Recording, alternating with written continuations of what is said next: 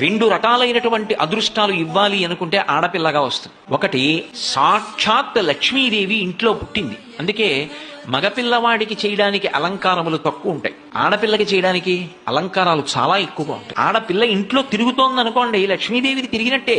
ఒకటి, ఆ పిల్ల పుట్టిన వేళ, ఆ పిల్ల తిరిగిన వేళ సాక్షాత్ లక్ష్మీదేవి ఇంటికి వచ్చిందని గుర్తు. రెండు, ఆడపిల్ల పుట్టింది అంటే ఆ పిల్లని ఎక్కడికి చేరుస్తున్నారు? ఎవరో ఓ పేరున్నవాడికి కాదు ఇస్తున్నది, సాక్షాత్ నారాయణ స్వరూపాయ వరాయ. ఆ వరుడు నారాయణ స్వరూపుడు. ఇప్పుడు లక్ష్మిని నారాయణుడి పక్కకి చేర్చారు.